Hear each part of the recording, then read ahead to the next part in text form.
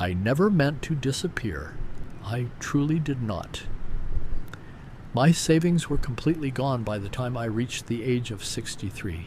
I had boarded a plane to Vietnam with a suitcase packed for exactly 7 days. That 1 week has somehow, miraculously, stretched into 4 years, and I am still here, breathing the humid air of Southeast Asia. This is the story of the accidental forever, of how a temporary escape became the rest of my life without a single conscious plan to make it so. I am Phil Dunmore. I am 67 years old now, though the harsh Denver sun had aged my skin long before I ever left. Back in Colorado, I was a graphic designer.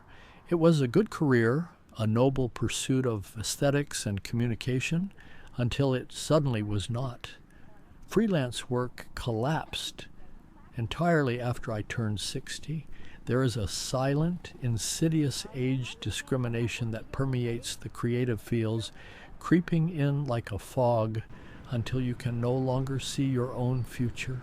One day you are a seasoned veteran, the trusted hand steering a brand's visual identity. And the next you are a dinosaur whose sensibilities are considered painfully outdated by art directors who are 30 years your junior. They smile at you in meetings, compliment your classic portfolio with condescending warmth, and then quietly hire someone fresh out of design school who charges a fraction of your rate and knows the absolute latest software shortcuts. I watched my client list dwindle from a robust roster of reliable accounts to a handful of pity projects. Then eventually even those dried up, leaving me adrift in a sea of relevance I could no longer navigate. My financial reality set in with the cold, unforgiving cruelty of a Colorado winter. I looked at my bank accounts and realized the terrifying truth. My savings were gone, completely, undeniably, totally gone.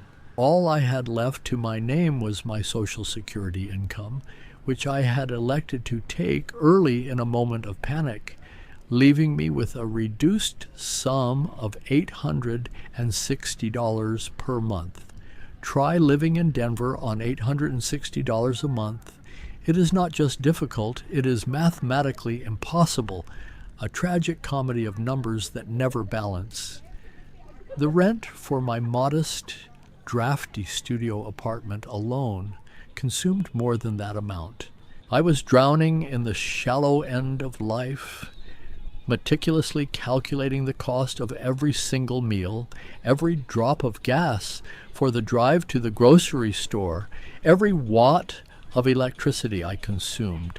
I was staring down the barrel of a bleak, impoverished old age, feeling like a ghost haunting the corridors of my own life. Then came Marcus.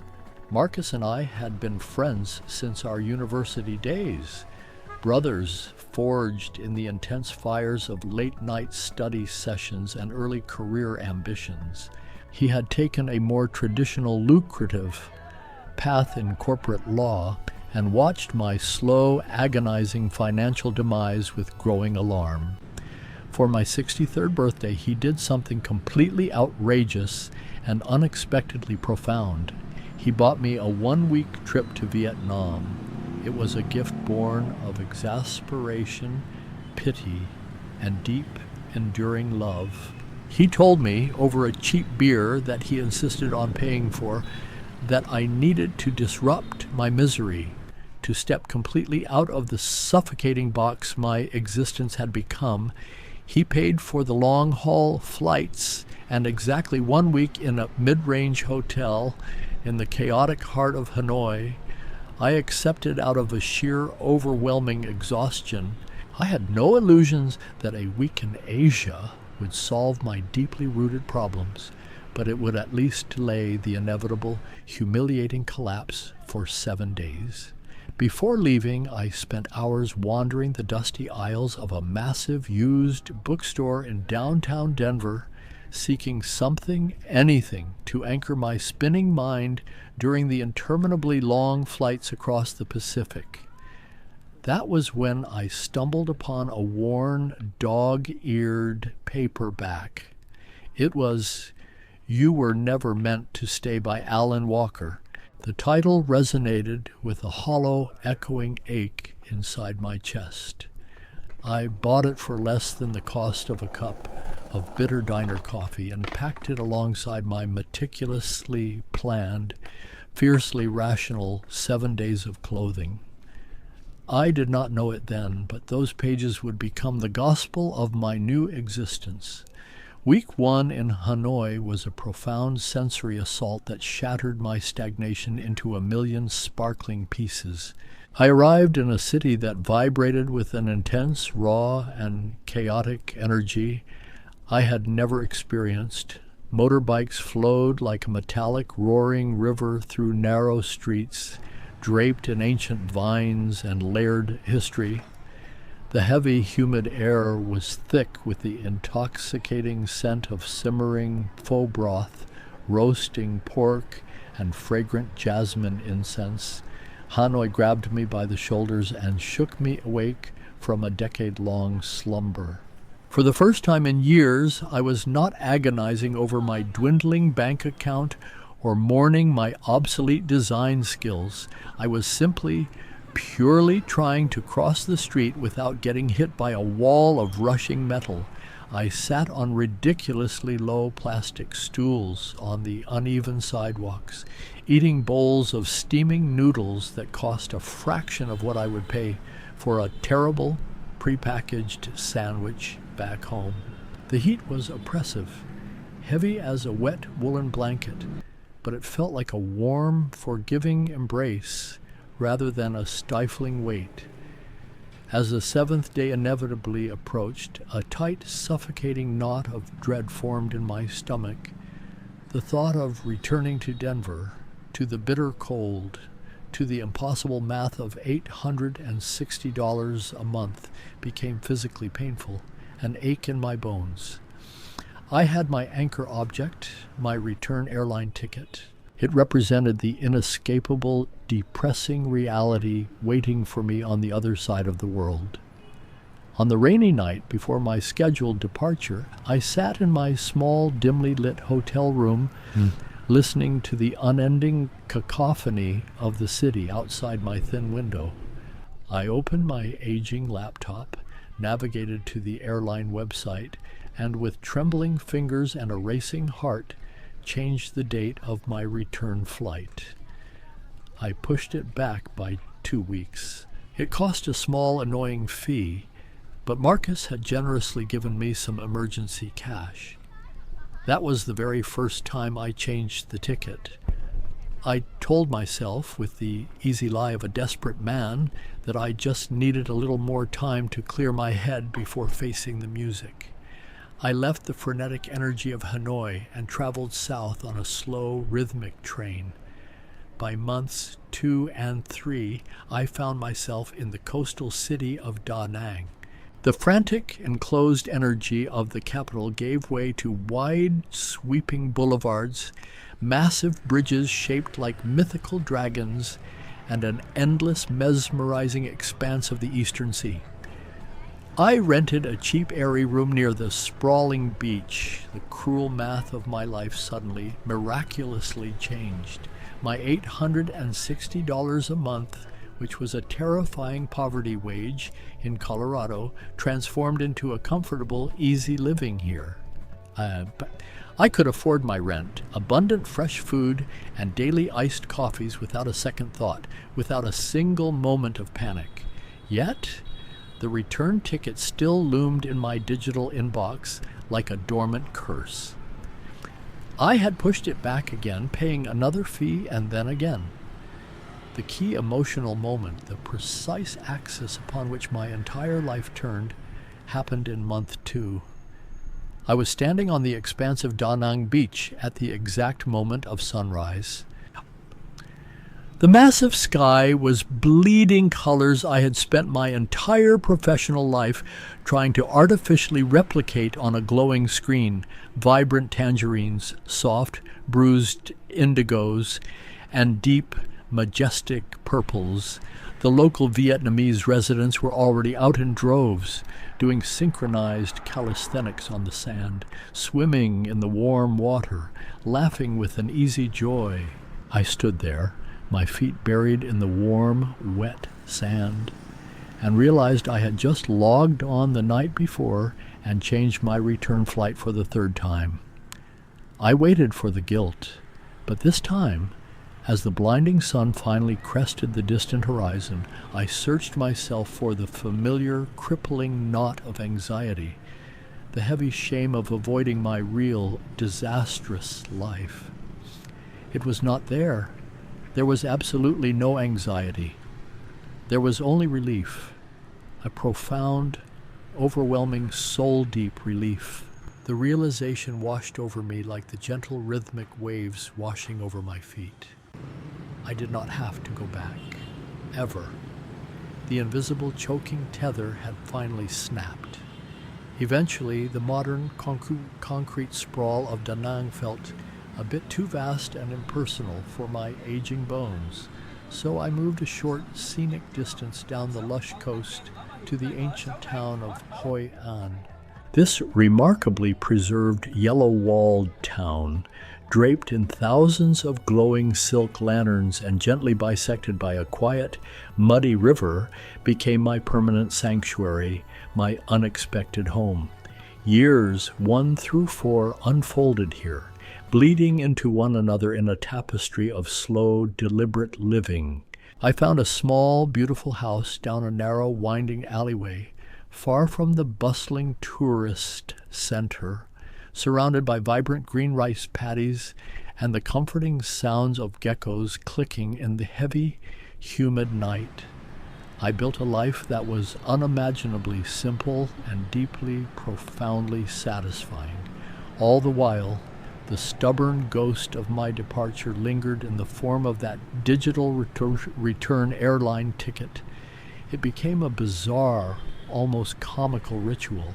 As the dreaded date would approach, I would log in, enter my confirmation code, and push it back another month or two. I changed the date 12 times.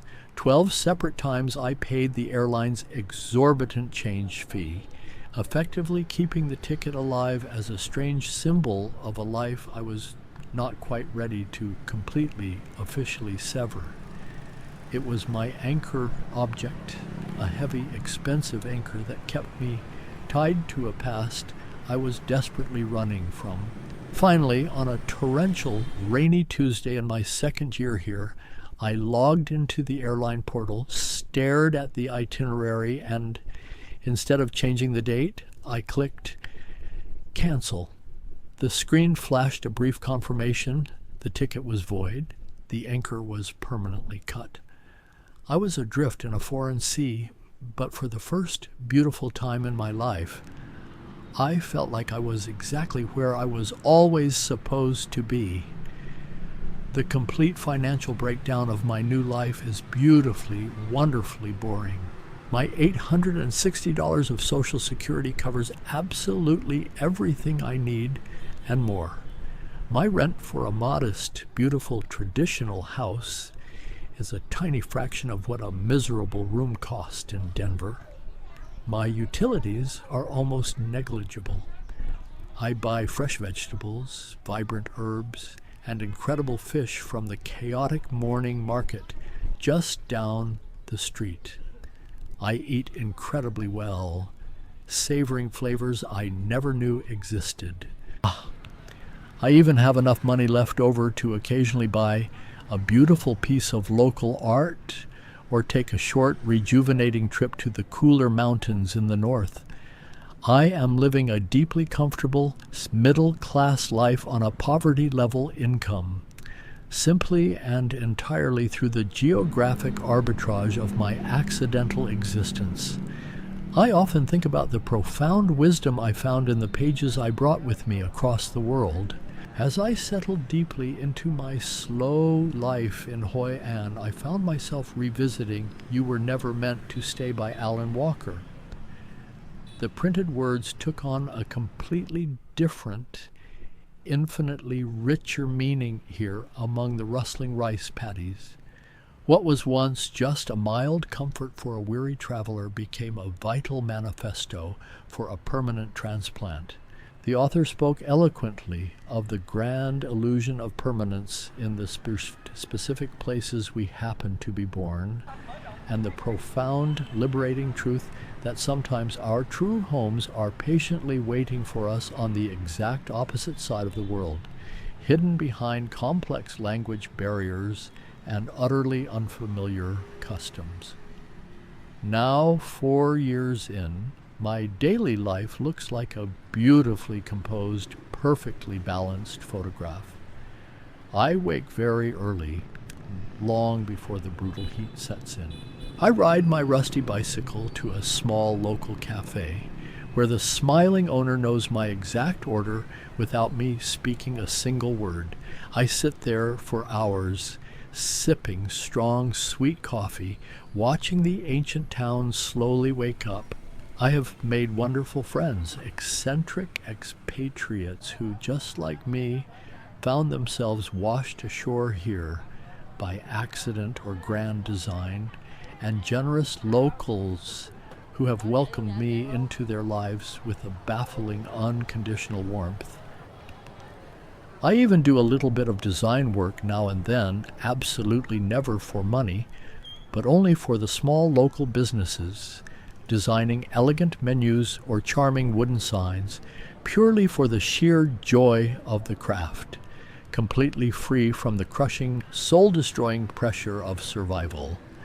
My sister Janet's reaction from afar has been a fascinating, slow evolution to witness. In the very beginning, when I was bouncing between Hanoi and Da Nang, her long emails were frantic, full of capital letters and exclamation points. She was deeply worried. She honestly thought I was having a severe mental breakdown, irresponsibly running away from my adult duties. She urged me to come back immediately, to face harsh reality, to figure out a sensible plan. But as the long months slowly turned into compounding years, her tone noticeably shifted. The frantic worry gradually gave way to hesitant curiosity, and eventually to a quiet, palpable, heavy envy. I would send her vivid photos of the colorful lanterns glowing over the dark Hawaii River, of my peaceful courtyard completely filled with lush tropical plants, of a life that looked serene, joyful, and deeply lived. She is still working tirelessly in a gray windowless cubicle in downtown Denver, nervously counting the exact days until a meager retirement that secretly terrifies her. Marcus, the brilliant catalyst for this entire unexpected, wonderful chapter, finally came to visit me just last year. We sat together on my small tiled patio, drinking cold local beer as the evening monsoon rain dramatically washed the heavy dust from the broad banana leaves. He looked at me, really looked at me, and smiled a wide, genuine smile. He told me I looked 10 years younger than the day I left.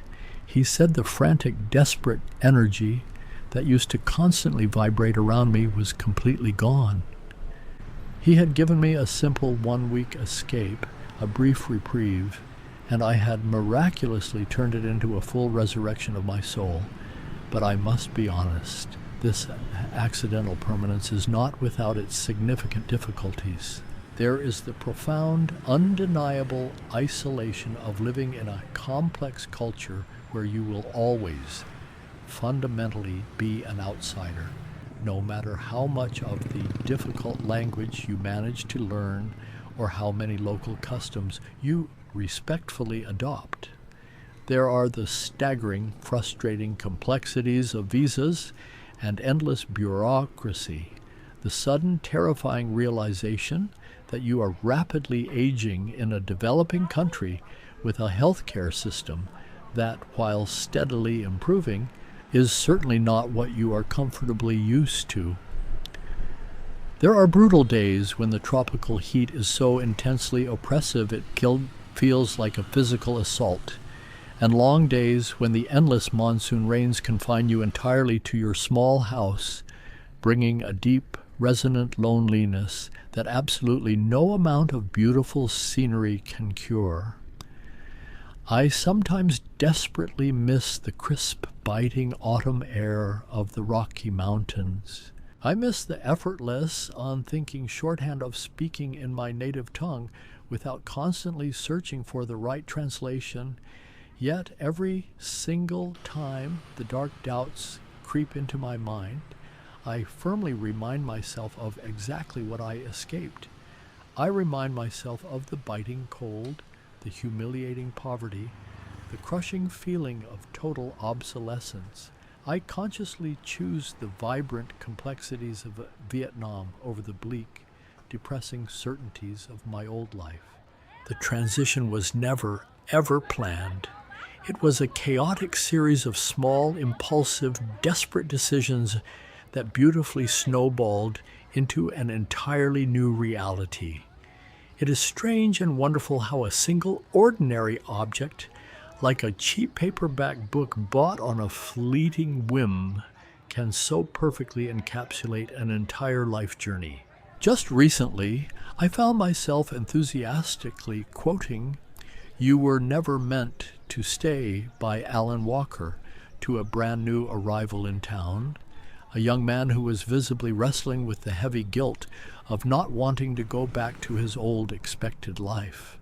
I told him to bravely embrace the accident, to let go of the heavy anchor dragging him down. If you are curious about the philosophy that helped me finally sever my ties and find peace, the link is in the comments. I came for a single week. I stayed for 4 incredible years. The savings are still completely gone, but I am richer in spirit than I have ever been in my entire life. My name is Phil Dunmore, and this is my accidental forever. I never meant to stay, but I simply cannot imagine being anywhere else in the world.